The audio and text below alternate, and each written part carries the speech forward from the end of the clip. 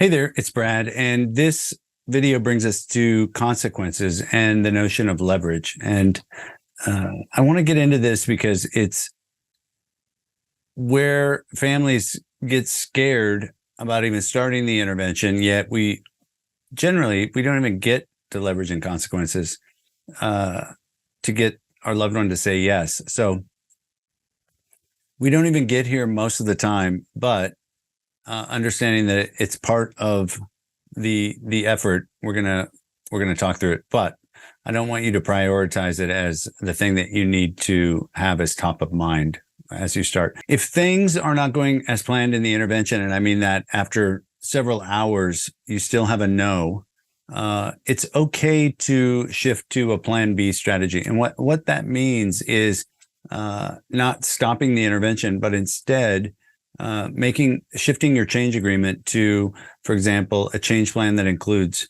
daily drug testing, outpatient programming 6 hours a day, like a real change plan that is onerous. And then if you're able to compare it to plan A, look, you could go to sleepaway rehab and get, all of it done in 90 days, where if you do an outpatient program, it's 6 months. Wouldn't you rather do it in 90 days rather than 6 months? Having the imposition of not being able to use the car until they have demonstrated recovery, having daily drug tests, etc.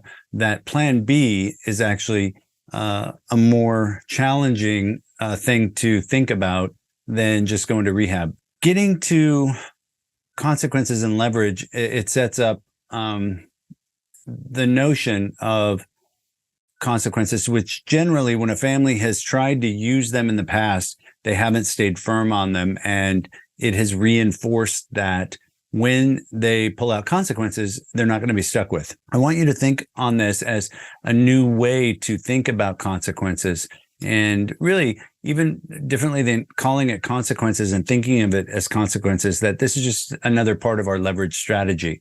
I think if you can set it up as leverage, such as, the easy ones are loss of jobs or important relationships, or I won't let you see the kids. Those are the things that often have been threatened in the past, but are tough to stick with. So in this way, as we think on consequences as more of a leverage strategy, I want you to frame it internally as this. The thing about consequences and leverage is that once you lay it out and spell it out, you have to be able to stand behind it for it to be an effective motivator. And so if you are thinking of planning plan B, you have to spell out the leverage firmly but kindly. And this can be a great motivator when the quicker yes is not something that you're hearing. But these things I don't take off the table. I don't use these as leverage right away. Shelter, food, and clothes. I don't pull those away. I don't want you to pull those away quickly or willy-nilly. And nor do I want you to use the beautiful nature of loving relationships as the thing that you're going to rip away with the threat of something like this. I'll never talk to you again if you're not going to accept help. Because truth is, that doesn't hold, and it shouldn't hold, because we're people that love each other. We're loving creatures. Think of plan B as a way to introduce leverage or consequences in a way that you can increase the pressure, but not get bogged down by the inability to stick with it. So, for example, if your loved one is holding the line that they have not used drugs recently, that they say, I quit a month ago or something like that, I like to have a couple 16-panel urine testing kits in my bag to pull out. Now, I don't like to do it right away because it can take away some of your power if they actually volunteer to take the drug test and they are clear of substances. And if a person is using a drug like GHB or one of its similar drugs, those aren't going to show up in most drug tests anyway. Some of these new drug analogs are not showing up in drug tests, so it can actually shoot you in the foot if that's your power position. But I do like pulling out a drug test here and there if the person is saying, I haven't done drugs in a while, and you just found meth in their bag, for example. Another way to leverage change is by going to, sounds for many people, it's the easiest one to consider, but by saying that the bank is closed. I like framing it in this way because it's less personal. It's not saying I'm just not going to ever give you money again, but instead framing it as the family bank is closed. And today we begin investing our financial and other resources into recovery and change instead of your crisis.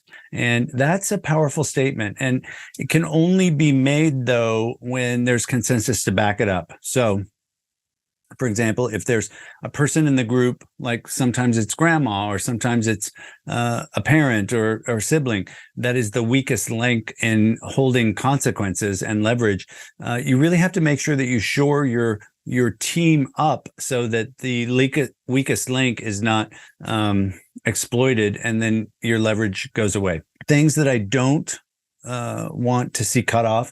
I don't want to see health insurance cut off. I don't want to see a cell phone cut off most times. And we deliver that message very succinctly that will support you, but not your addiction. And so contact with the kids is supervised. If the person is, getting loaded, that we have a right to remove the kids from destructive influences if they're getting loaded and driving with the kids, for example, and letting them know that the police will be called when we fear for your safety or the kids' safety. You might say that you're going to have them move out unless they agree to get help. And that's something that I like to do only when I'm really bogged down after a couple of days.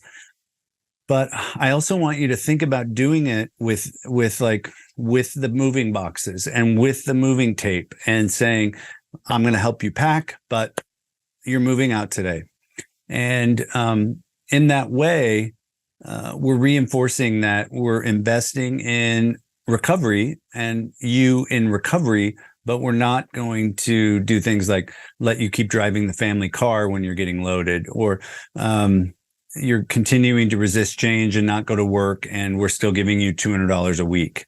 So in these ways, we can introduce the idea of consequences leverage in a way that isn't shaming or blaming.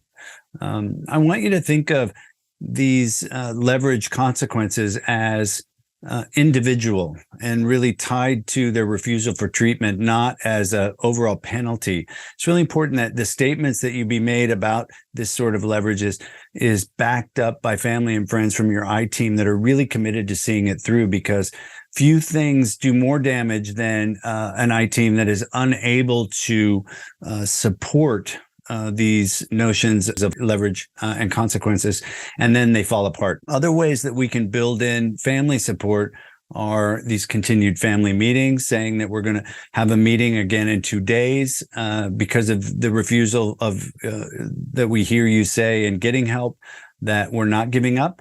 I also love the idea of we'll continue to give you the gift of time and attention and love, but in other tangible ways, we are going to hold back because those are not aligned with our recovery strategies. I think it's important to understand the difference between enabling a crisis and supporting recovery. Helping the ILO and one another in the I team through setbacks with love, I think, is something that we can definitely learn to do. But also it's important that we employ things like trigger avoidance strategies, that if we know that a certain thing that I do around my identified loved one, the person who's suffering, that triggers them to walk out of the house and get loaded, that I'm going to do my best to really work to avoid those triggering behaviors on my part, so that I'm also working to support a safer, more stable environment or roof under which we're all trying to live in peace and in recovery.